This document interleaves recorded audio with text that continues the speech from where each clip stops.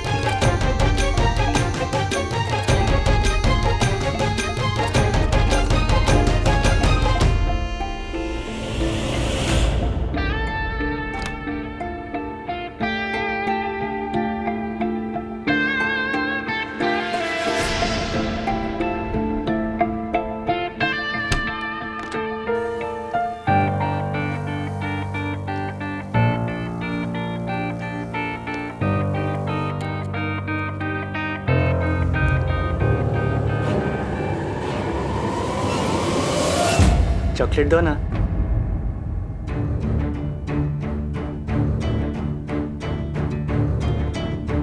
Chocolate दो ना।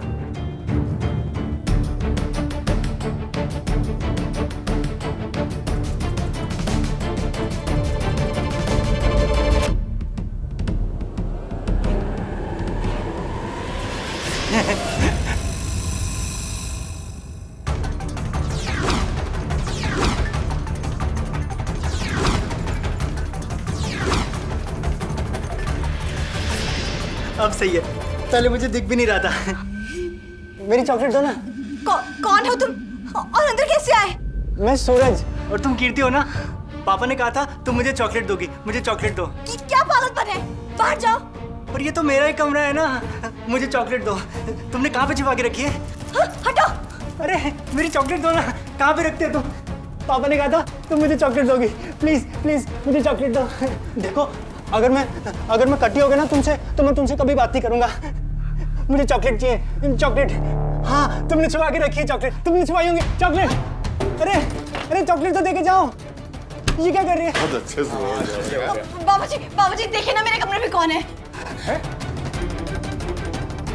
कौन है मतलब क्या बेटा? ये तुम्हारा पति है जिससे तुम्हारी शादी हुई है। क्या? नहीं बाबूजी, मेरी शादी तो सूरज से हुई है ना, आपके बेटे से। तो यही तो है मेरा बेटा सूरज। अरे बिटिया, यही तो इनका इकलौता बेटा है सूरज। ऐसा कैसे हो सकता है? मैं आपके बेटे से मिल चुकी हूँ, उनसे बातें कर चुकी हूँ। ये वो नहीं है, कोई और है ये। आप देखिए प्लीज, ये कौन है? अरे भाई साहब, लगता है इन दोनों में अनबन हो गई है। पापा आपने कहा था मुझे चॉकलेट देगी, ये मुझे चॉकलेट नहीं दे रही। पापा मुझे इसके साथ नहीं रहना, इसे मेरे कमरे से निकालो। चुप, बिल्कुल चुप। तुझमें इतनी भी तमीज नहीं है कि अपनी बीवी से कैसे बात की जाए? जाओ बाबूजी। बहू शांत हो जाओ। जाओ सूरज बेटा अंदर जाओ, अंदर जाओ। चलो बहू तुम भी अंदर जाओ। बाबूजी ये सूरज चलो नहीं है। बहू नहीं बाबूजी, अंदर आओ बेटा। सब ठीक है, सब ठीक है, यही सूरज है बेटा। आओ। नहीं ये सूरज नहीं है बाबूजी। यही सूरज है। नहीं। आओ। नहीं बाबूजी, सब ठीक है बेटा, अंदर जाओ। सब ठीक है, ये सूरज नहीं है। यही सूरज है। ये कोई और है। यही सूरज है नहीं बेटा, बाबूजी, यही बाबूजी। तुम्हारा पति है। खोलो खोलो बाबूजी, खोलो खोलो।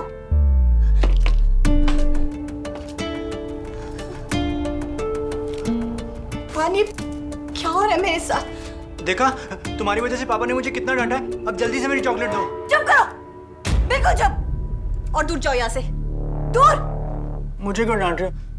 हर कोई मुझे डांटता है।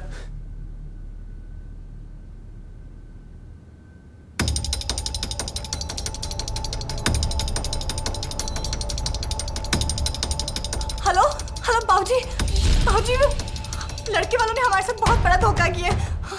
हाँ आप लोग जल्दी आ जाइए। हाँ मुझे पता है तुम सारी चॉकलेट ना खुद खाना चाहती हो।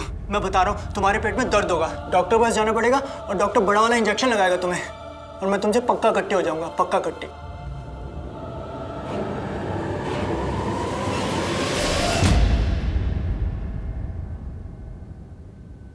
समधी जी, अरे समधी जी, आप लोग मुझे पहले से बताया होता तो मैं गाड़ी भेज देता आपको लाने के लिए। ये मुस्कुरा के संबंधी होने का नाटक बंद कीजिए। समधी जी, आप परेशान क्यों लग रहे हो? सब ठीक है ना? ठीक कैसे होगा? आपने हमारे साथ विश्वासघात किया है। देखिए बहन जी, आप लोग मुझ पर आरोप पे आरोप लगाए जा रहे हो। मेरी समझ में कुछ नहीं आ रहा है। दरअसल बात क्या है? कीर्ति हमें सब बता चुकी है। कीर्ति क्या बता चुकी है आपको? कहाँ है सूरज? बुलाइए जरा उसे। सूरज को क्यों? सूरज ने कुछ गलत किया क्या कीर्ति के साथ? मुझसे सवाल जवाब मत कीजिए। सूरज को अभी और इसी वक्त यही बुलाइए। ठीक है, अगर आप लोग कहते हैं तो सूरज को भी बुला लेंगे, लेकिन पहले आप लोग बैठिए तो सही। माँ, बाबूजी,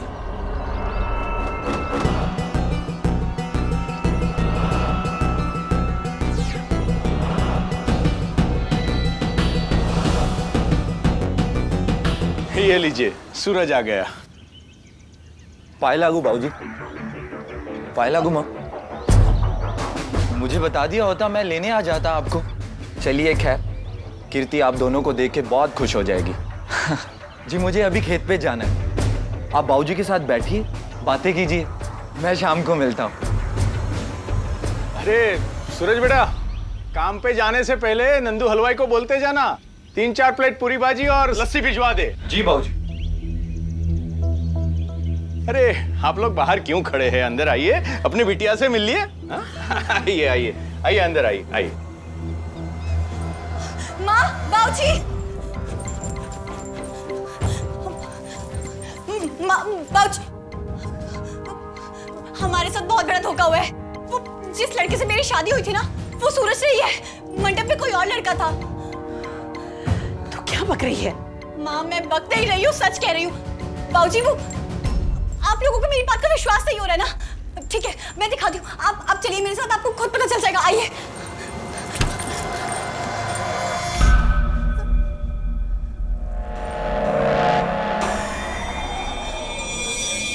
कहाँ गया? यही तो था। वो उस कमरे में होगा। हाँ, वही होगा।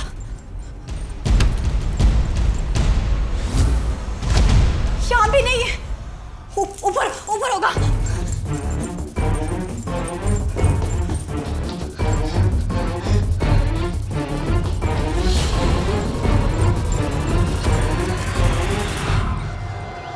सूरज!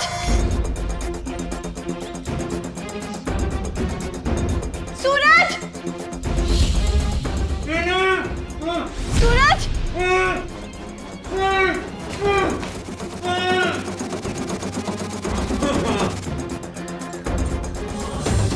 सूरज!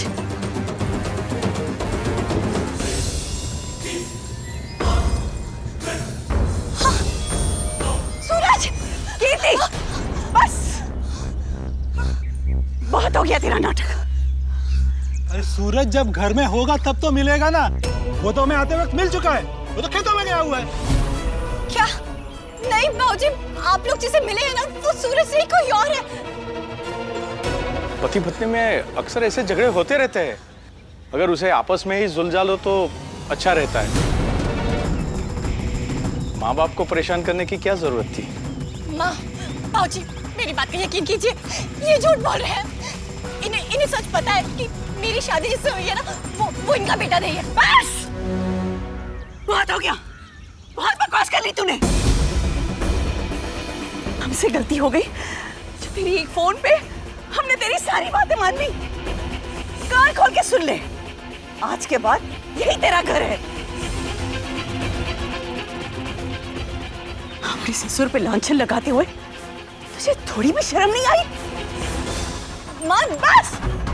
कीर्ति, तूने तो हमारे पूरे परिवार को बदनाम कर दिया है। चलिए जी।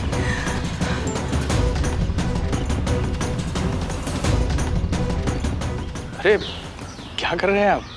माफी मांगने की कोई बात नहीं। अगर हमारी बेटी होती तो हम भी वही करते जो आप लोगों ने किया।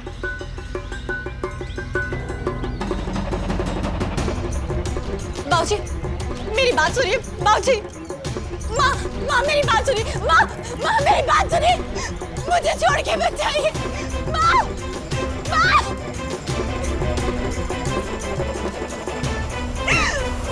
मुझे छोड़ के मत जाइए।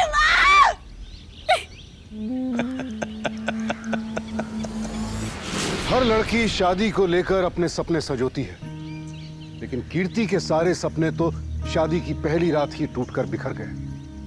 बहुत बड़ा धोखा हुआ उसके साथ। और कैसे माँ बाप हैं कीर्ति के जिन्हें अपनी बेटी की बात पर भरोसा नहीं। उन्होंने एक बार भी नहीं सोचा कि आखिर उनकी बेटी इतना बड़ा झूठ क्यों बोलेगी।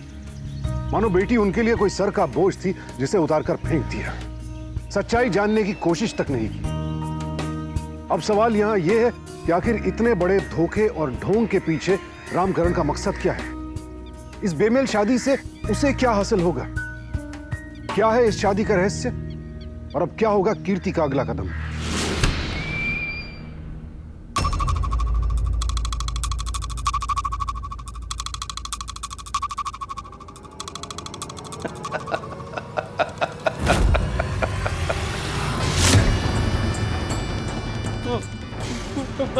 पापा नहीं, पापा मुझे मत मारो पापा, प्लीज पापा नहीं, पापा नहीं,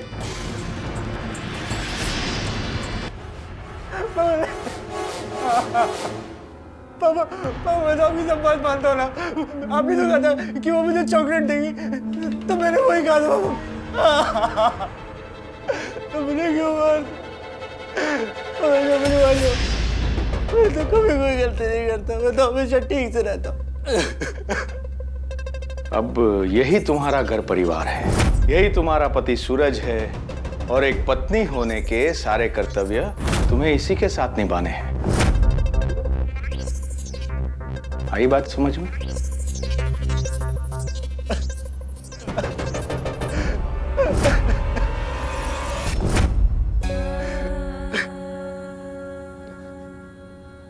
कीर्ति, तुम मुझे मत मारना, मैं तुम्हारी सारी बातें मानूंगा और चॉकलेट बिल्कुल नहीं मांगूंगा। चॉकलेट तो बुरी चीज होती है ना, मैं बिल्कुल चॉकलेट नहीं खाऊंगा। चॉकलेट किसी को नहीं खानी चाहिए।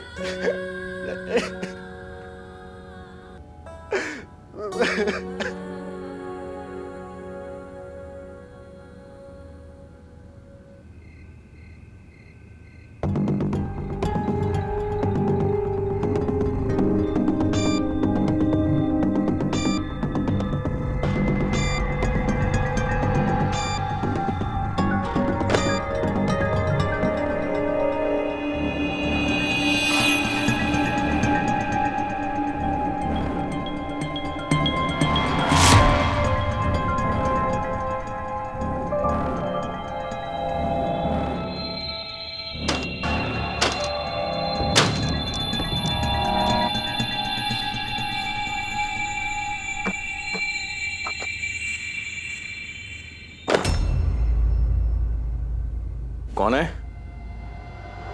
कौन है?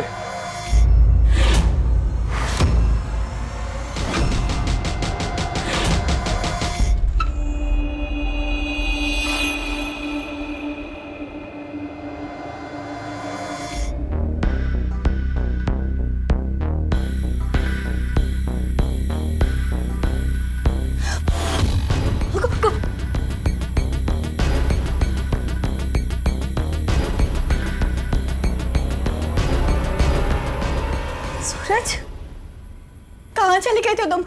ये सब क्या हो रहा है? मुझे कुछ समझ नहीं आ रहा। बोलो।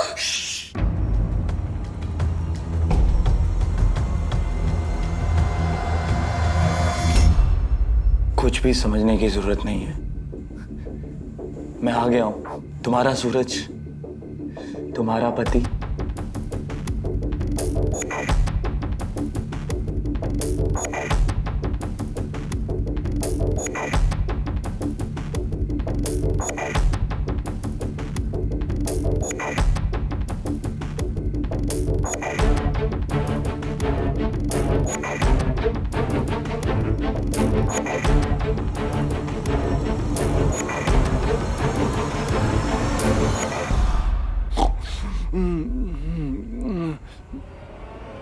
पापा नहीं मारो मुझे, पापा नहीं, पापा नहीं।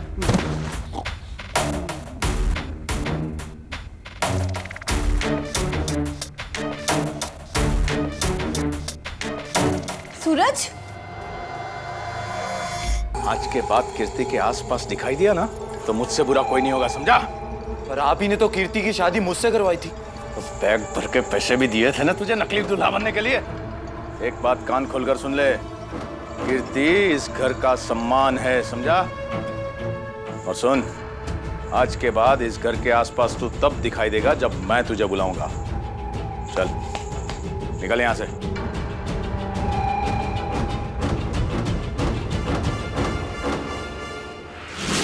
माँ बाप अपने बच्चों के लिए क्या कुछ नहीं करते हैं, और एक रामकरण है जो खुद अपने बेटे पर अत्याचार कर रहा है। सूरज और कीर्ति की शादी कराकर उसने दोनों को मुसीबतों और तकलीफों के दलदल में धकेल दिया है। रामकरण और कपिल ने मिलकर कीर्ति की जिंदगी में ऐसा अंधेरा फैलाया है जहां कीर्ति को उम्मीद की कोई किरण नजर नहीं आ रही। सवाल यह है कि आखिर रामकरण और कपिल की इस साजिश का मकसद क्या है?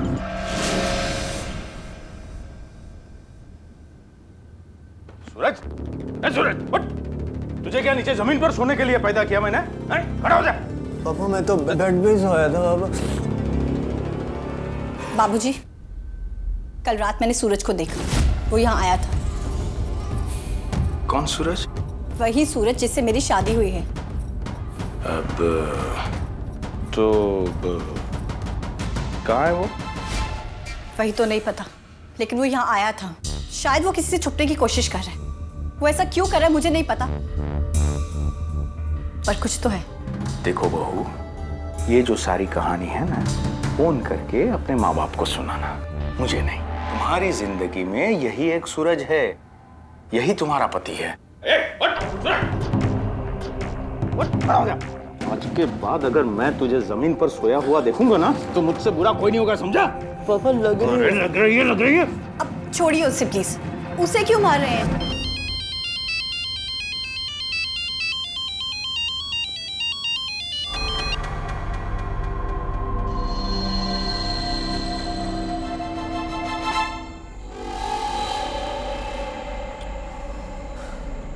जगत, उस रामकरण ने मुझ पे हाथ उठाया, मुझ पर।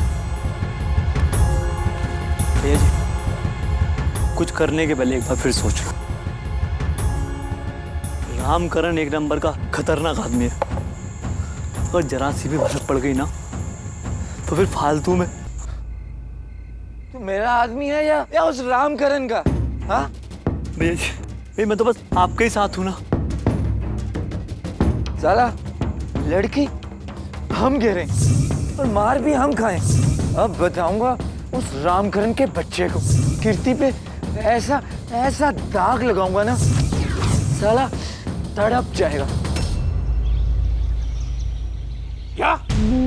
अरे ऐसे कैसे कोई मेरे गोदाम से मेरे अनाज का ट्रक चोरी करके लेके जा रहा था? पकड़ के रख उसको, आ रहा हूं मैं।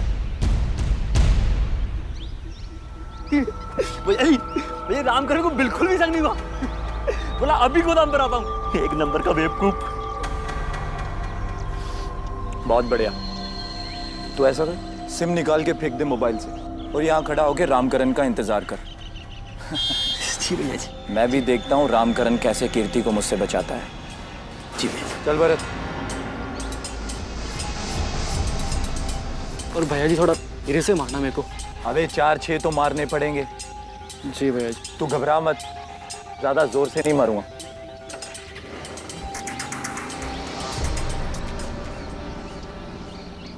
दो तुम मेरी गोटी को नहीं मार पाई। पता है मुझे लूडो में कोई भी नहीं हरा सकता, बिट्टू भी नहीं। अब मेरी बारी, ठीक है? क्यों? वो पापा ने कल यहीं पे इंजेक्शन लगाया था ना, दर्द हो रही है। 6। अच्छा एक बात बताओ, बाबूजी हर रोज तुम्हें इंजेक्शन क्यों लगाते हैं? वो पता है डॉक्टर ने कहा है कि वैसे तो मैं बड़ा हो गया हूँ, लेकिन मेरा दिमाग छोटा है, तो मुझे ना ठीक रखने के लिए रोज इंजेक्शन लगाना पड़ता है। डॉक्टर कहते हैं कि अगर इंजेक्शन नहीं लगेगा ना, तो मेरा ना दिमाग सुन्न हो जाएगा, फिर मुझे कुछ भी दिखाई नहीं देगा, और पता है मैं मर जाऊंगा। कीर्ति तुम्हारी बारी। एक लगाओ तेरे कान के नीचे रखे। तुम काम करो, तुम खेलो, मैं अभी आती हूँ, ठीक है? अभी आई मैं। अरे अपनी बारी तो लेके जाओ।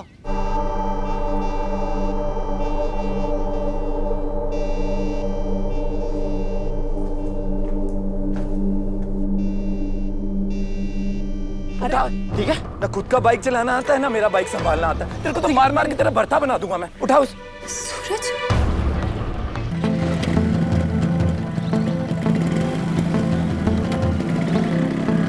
सब जाओ अपने घर पे, चलो चलो जाओ।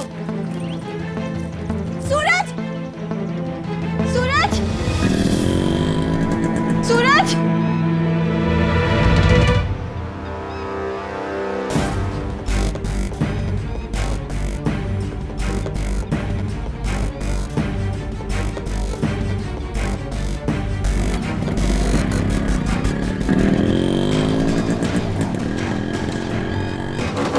अगर तुम लोगों ने फोन नहीं किया फिर फोन किसने किया? पता नहीं सरकार, हमारे फोन में तो बैलेंस ही नहीं है। मालिक यहाँ तो सब ठीक है, आप खुद ही देख लो, यहाँ कोई चोरी नहीं हुई है। हाँ बोल कपिल। जितना अधिकार तुम समझते हो ना कीर्ति पर, उससे कहीं ज्यादा अधिकार हमारा है। इसलिए हम अपनी पत्नी को अपने घर ले आए हैं। स्वागरात भी तो मनानी है। ए कपिल तेरी, चलो रे उसके घर।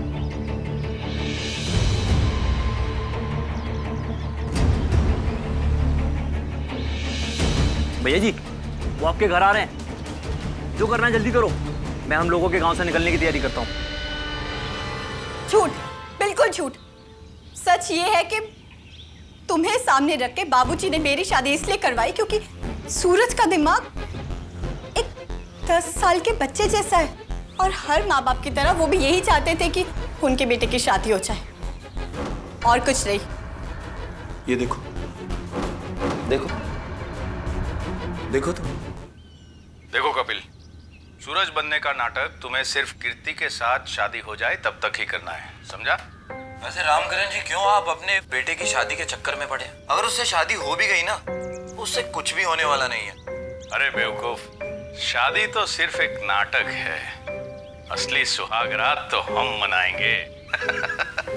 क्या है, इस उम्र में दूल्हा बनकर मंडप में बैठना भी तो अच्छा नहीं लगेगा ना?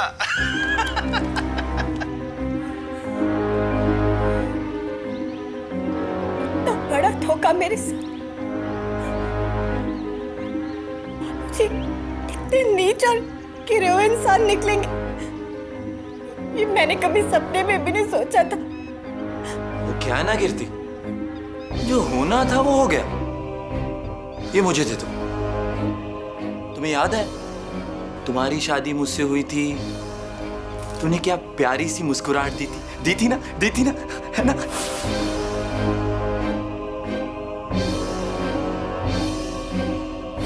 अब भी थोड़ा मुस्कुरा दो। मुस्कुराओ ना कीर्ति। ठीक है, अब शादी मुझसे हुई है तो स्वागरात मनाने का अधिकार भी मेरा ही बनता है ना?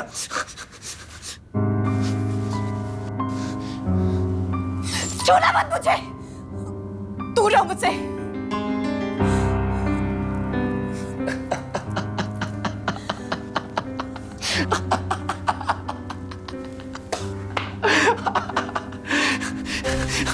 कीर्ति, तुम्हें पता है रामकरण इस वक्त मुझे मारने के लिए मेरे घर पे जा रहा है, मेरे घर पे। उस पागल को ये नहीं पता कि जिसके वो सपने देख रहा है उसी के साथ, उसी के इस घर में, इस आलीशान घर में मैं उसी के साथ अकेला हूं। कीर्ति, यहां कोई नहीं है। देखो, खिड़की बंद है, इधर देखो, दरवाजा भी बंद है। तुम यहां से जाओगी, चीखोगी, चिल्लाओगी, आवाजें दोगी, तुम्हारी आवाज सुनने वाला या कोई भी नहीं है। कोई भी तुम्हारी आवाज नहीं सुनेगा, तुम जितना मर्जी चिल्लाओ। कीर्ति, सब कुछ तो सही है, तुम मेरी बात मानो, है ना? मानोगी? जब तक रामकरण मेरे घर पे पहुंचेगा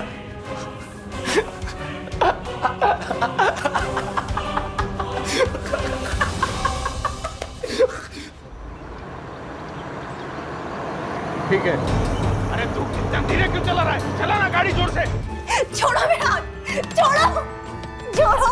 ले, छोड़ दिए। कहाँ भागना? हाँ, जा।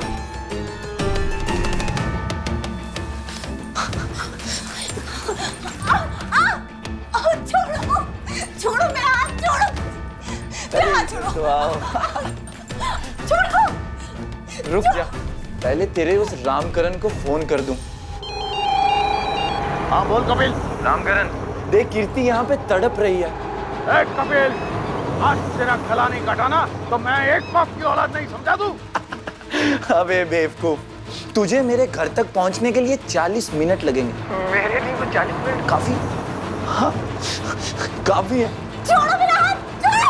ए कपिल, कीर्ति को कुछ मत करना, समझ रहा है ना तू? छोड़ो।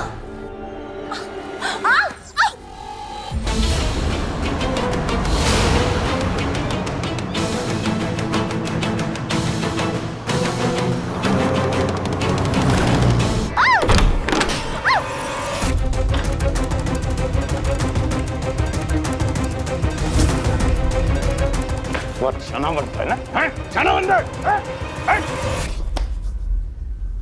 चल रहा है।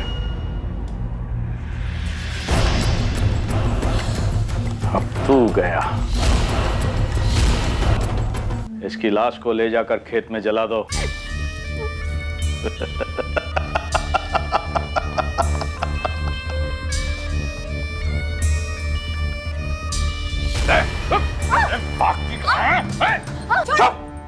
अगर कपिल मुझे गुमराह करने के इरादे से तुझे तेरे ही कमरे में ना लाया होता तो तूने तो यहाँ से भागने का कार्यक्रम बना ही लिया था। तुमसे ज्यादा गिरा हुआ और घिनौना इंसान मैंने आज तक नहीं देखा। छोड़ो, मुझे दर्द हो रहा है। अबे चुप! मेरी बात नहीं मानी तो तुझे और ज्यादा दर्द होगा, समझी? तुझे पाने के लिए बहुत कुछ दांव पर लगाया है मैंने। अबे पापा पापा पापा, आप कीर्ति को क्यों तंग कर रहे हो? पापा वो तो बहुत अच्छी है, पापा उसे छोड़ दो। पापा पापा उसे मत तंग करो। अबे चुप! अपने बाप को सिखाएगा क्या करना चाहिए क्या नहीं करना चाहिए। पापा अबे तू निकल यहाँ से। पापा लेकिन वो बहुत अच्छी है पापा। हाँ मालूम है, चल निकल। पापा I'm sorry। निकल यहाँ से। पापा उसे चल जा, हट। पापा उसे छोड़। नीचे जा, वापस आना मत यहाँ। 3 घंटे का वक्त है तेरे पास। अच्छी तरह से नहा धोकर सज संवर कर अपनी मर्जी से मेरे कमरे में आ जाना, हैं? वरना जोर जबरदस्ती करना मुझे भी आता है, समझी?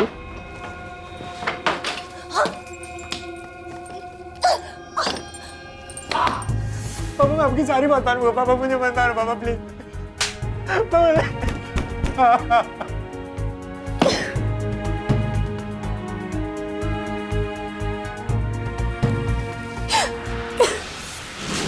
वहशत और दरिंदगी का पुतला है रामकरण।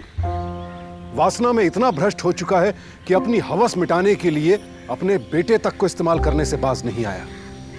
कपिल ने बगावत की तो उसे रास्ते से हटा दिया, और जिस बेरहमी से उसने कपिल का खून किया है उससे साफ जाहिर है कि कीर्ति को पाने के लिए वो किसी भी हद तक जा सकता है। भूखे भेड़िए की तरह कीर्ति पर नजरें गड़ाए बैठा है रामकरण, और कीर्ति को बचने का कोई रास्ता नजर नहीं आ रहा। क्या करेगी वो? क्या रामकरण के नाजायज इरादों के आगे घुटने टेक देगी?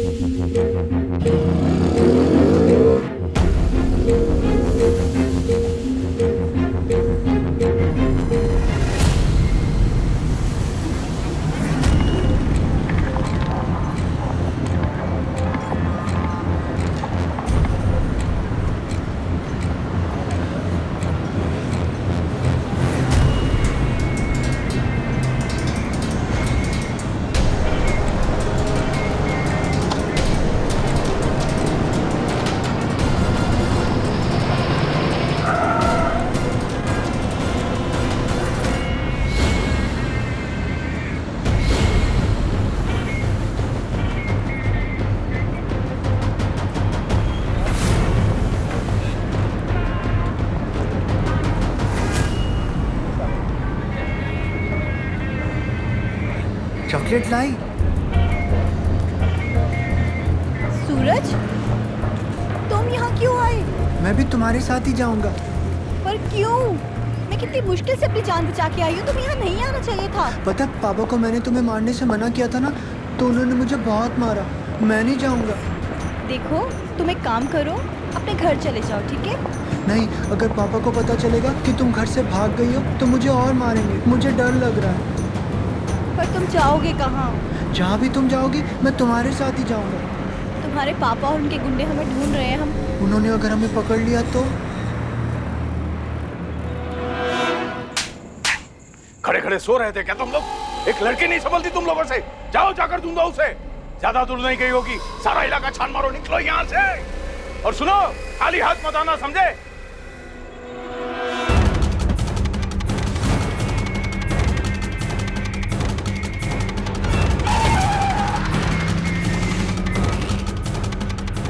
क्या होगा सर? टेम्पो कहाँ जा रहा है?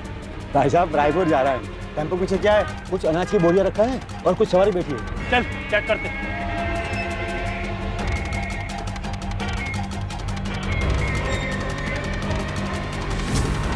जा देख।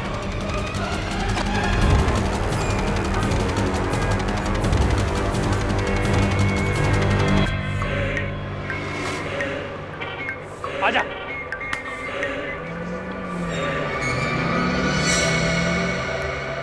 तुम लोगों ने इन दोनों को कहीं देखा है क्या? हाँ भैया, ये दोनों तो हमारे साथ में ही बैठे। अच्छा, कौन से गांव में उतरे?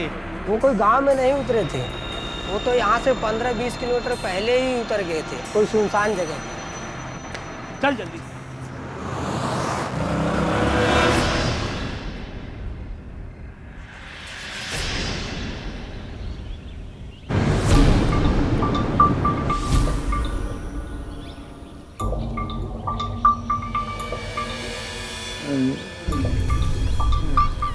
सूरज उठो। सूरज, सूरज उठो, हमें भागना है। जल्दी करो, जल्दी चलो चलो चलो चलो चलो जल्दी चलो जल्दी। क्या है? चलो चलो जल्दी करो, जल्दी चलो चलो चलो चलो जल्दी करो, चलो जल्दी करो। अपना जल्दी से हमें यहाँ से कोई बस पकड़ के कहीं दूर जाना है, ठीक है? हाँ, फिर ना हमें पापा कभी नहीं मार पाएंगे।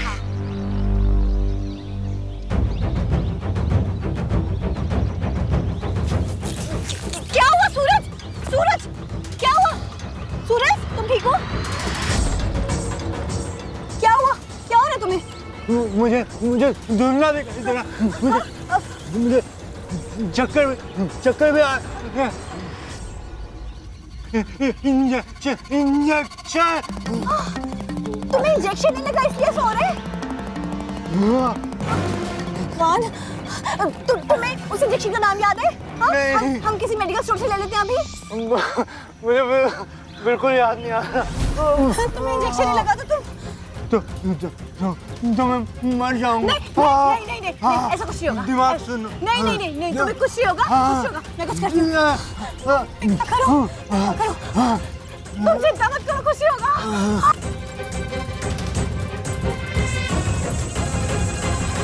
देखिए दरोगा जी, आप मेरी बात ध्यान से सुनिए। मुझे मेरी बहू कीर्ति किसी भी हालत में आज शाम तक मिल जानी चाहिए। आप मेरी बात को समझ रहे? बस थोड़ी देर और, बस घर पहुंच के कुछ ही होगा। तो थोड़ा सा ये सूरज को जल्दी से इंजेक्शन लगा दीजिए ना, वरना इसे कुछ हो जाएगा। प्लीज जल्दी कीजिए। ये मर जाएगा। प्लीज जल्दी कीजिए। आओ यहाँ बैठो आराम से, बस कुछ नहीं होगा, अभी ठीक हो जाओगे। जल्दी कीजिए प्लीज।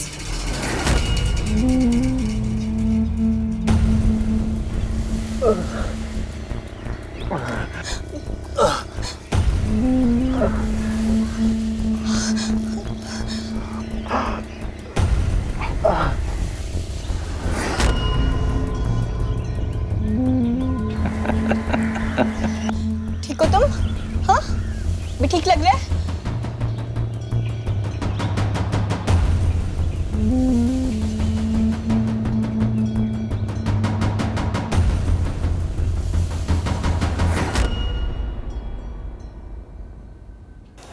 नहीं पापा, पापा पापा मुझे मत मारो, मैं कभी नहीं मांगूंगा पापा, पापा I'm sorry, पापा नहीं, प्लीज ऐसा मत कीजिए, प्लीज। पापा I'm sorry, मैं सच बोल रहा हूँ, मैं कभी नहीं मांगूंगा पापा, कीर्ति नहीं।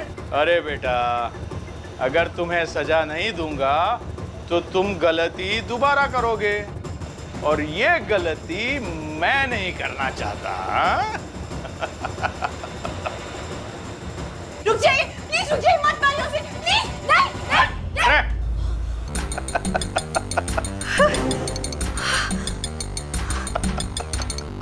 राक्षस हो तुम, राक्षस। हाय, तुम्हारे मुंह से राक्षस भी कितना प्यारा लग रहा है, अब और नहीं रहा जाता। चलो चलो चलो चलो। सूरज! सूरज! सूरज!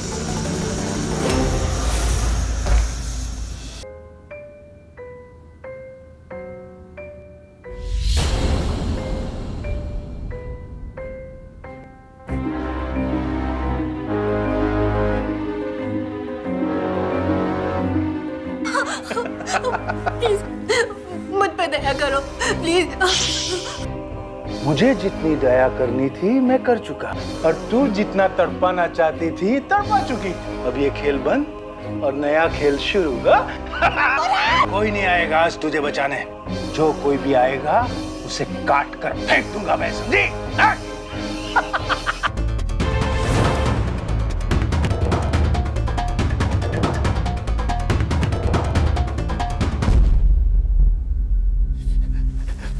गंदे पापा,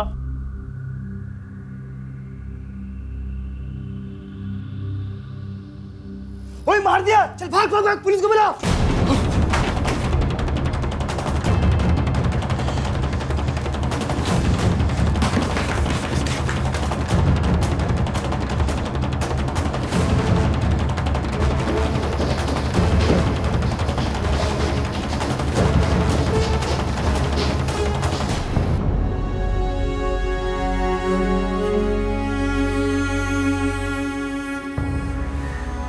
मैंने मारा इस राक्षस को, इसकी बहू हूं मैं। इसने मेरी इज्जत पे हमला किया था, और इस आदमी ने अपनी हवस के लिए अपने ही बेटे की जिंदगी को नरक बना दिया। इसी रामकरण ने चाकू मारकर कपिल की हत्या कर दी, उसकी लाश को ले जाकर खेत पे चला दिया। मुझे इसे मारकर कोई पश्चाताप नहीं है। गिरफ्तार करो।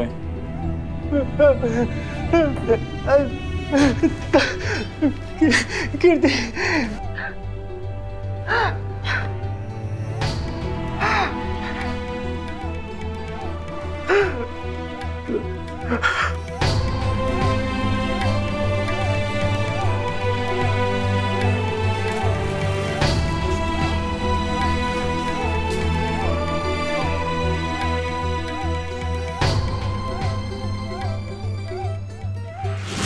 इंसान के रूप में जानवर था रामकरण, और आखिरकार अपने बेटे के हाथों ही मारा गया। कीर्ति ने सूरज का इल्जाम अपने सर लेने की कोशिश की, लेकिन कपिल के दोस्तों से पूछताछ के बाद सच सामने आ ही गया और कीर्ति निर्दोष साबित हुई। सूरज की मानसिक हालत के मद्देनजर अदालत ने आईपीसी की धारा 84 के तहत पुलिस को निर्देश दिया कि सूरज का उचित मानसिक उपचार कराया जाए। रामकरण की मौत जरूर हो गई, लेकिन सच तो यही है कि उसकी मौत से कीर्ति को मिली प्रताड़ना की भरपाई कभी नहीं हो सकती। यह कहानी उदाहरण है इस बात का कि लालच, जुर्म और वासना उम्र के मोहताज नहीं होते। रामकरण जैसी विकृत मानसिकता वाले लोग ही समाज में जहर की फसल बोते हैं, और ऐसे दरिंदों से निपटने के लिए ही कानून व्यवस्था बनाई गई है। लिहाजा आप सबसे गुजारिश है कि ऐसे अपराधियों से खतरे का पहला संकेत मिलते ही पुलिस और कानून की मदद लें। सावधान इंडिया।